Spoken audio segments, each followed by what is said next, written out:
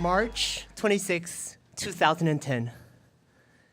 Today's my mom's birthday. I'm walking home from high school in the suffocating heat. My heart is thumping. My friend had just told me that Stanford decisions were coming out today.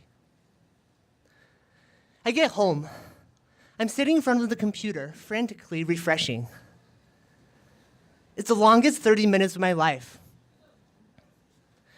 Dear Yongjian, on behalf of the Office of Undergraduate Admissions, I'm pleased to welcome you to Stanford's class of 2014.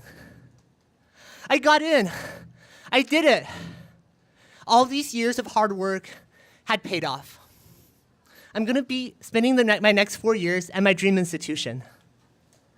I can't think of a better birthday present for my mom.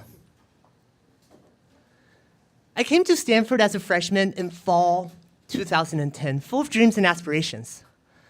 There's a million things on my to-do list. I wanted to study abroad, make new friends, and of course, go to all those crazy parties. Maybe I'll even find the girl of my dreams. It's gonna be a new Yongjian. Well, my dreams came true.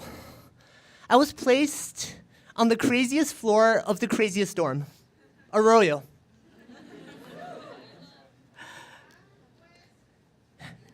At our first dorm meeting, before I even realized what was happening, just about 30 guys rushed into the dorm. One guy, he's about 6 feet tall, grabs me by the neck, puts the vodka bottle on my mouth, and shouts, "You drink." It was the end of NSO and the beginning of real life at Stanford. The excitement didn't last very long. Everybody seemed to be having the time of their lives, living it up, getting into all those cool internships over the summer. Yet, as much as I tried to fit in, I felt left out. Everybody was nice enough, but I struggled to connect. It was winter quarter, and I had no friends in the dorm. It's not like academics was any better. I struggled in classes, even in subjects that I used to love. I dreaded going to sections. I didn't want to sound like the stupidest kid in the room. I still wanted to do well, yet motivation was nowhere to be found. I got my first C. I felt fatigued all the time. I struggled to get out of bed. I felt anxious. I couldn't eat. I struggled to get out of bed every morning. I started beating myself up. "Oh, Yongjian, you're so lazy. Yongjian, you're such a failure. Yongjian, you're a disgrace to your family." It's not like I did anything to change my circumstances. After all, I had already messed up, so why bother? I went to bed nauseous every night. I had nightmares about dropping out of Stanford. I got my first F, my first warning letter. Professors noticed that I was missing from classes and reached out to me. Yet I was so anxious that I couldn't even bear and read their emails, and I did the most logical thing. I deleted their emails and I blocked them. Probation, provisional registration. Fall 2014, I failed all but one of my classes. December 18th, 2014. Dear Yongjian, after reviewing your academic records, I write to advise you that you have been placed on a 1-year academic suspension. My hands were trembling. I wanted to throw up. Instead of getting my dream diploma, I was getting kicked out of Stanford. This can't be happening. I tried to wake myself up from this nightmare. I couldn't. Stanford, I didn't screw up. I fucked up.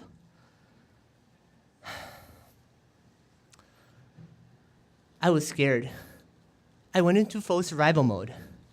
I needed food, shelter, and a source of income.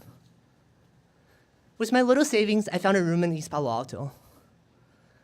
I found a $10 an hour job at the Stanford bookstore. It was kind of depressing. They made me pack boxes all day, every day. To save money on food, I survive on a diet of rice, beans, and baked potatoes with complimentary condiments from the bookstore cafe. To dull those painful, depressive moments, I made up my mind to bike to work every day and swim at the wonderful Stanford pool before I lost my Stanford privileges. Exercise and routine does wonders to the human body. Soon, I felt more energized. I'm able to enjoy the sunshine again. I started volunteering as an interpreter for a pro bono legal clinic in East Palo Alto. To become a better interpreter, I enrolled in a court interpretation program in San Francisco. All these activities reminded me of my passions for language access rights in the community. Then a miracle happened.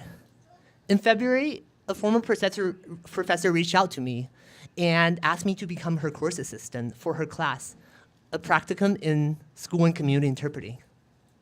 That was my dream job. After all, it fit in perfectly with all the work that I've been doing in the community. I wanted to apply so bad, yet I was scared. What if the professor finds out that I wasn't a student anymore? I mustered up the courage and applied to the job anyways. I got the job. The professor trusted that I could do the job well. I didn't see it back then, but the year away from Stanford became the most transformative year of my life. I learned to approach life with action, gratitude, and resilience. I made friends that I would have never met otherwise. I learned to cook delicious dishes and discovered my love for cooking, so I no longer had to survive on bookstore hot sauce with potatoes. I saved enough money to visit my grandpa in China and traveled in Central Asia for 4 months, discovering new cultures and learning how to say thank you in 10 languages. I am forever grateful to all of you who have carried me through my darkest nights. To the friend who held me in her arms as I cried. To the friend who accompanied me to my professor when I explained why I didn't attend a single class for the quarter. To the friend and brother who always encouraged me to pursue my dreams. To the Stanford bookstore, thank you so much for offering me a stable job that allowed me to get back on my feet and to appreciate the values of hard work. This is my story of failure, resilience, growth, and resilience. Thank you. 谢谢大家. Muchísimas gracias. Muito obrigado. Спасибо. Rahmet. Çok teşekkür ederim. Tlaskamatimyak. Thank you.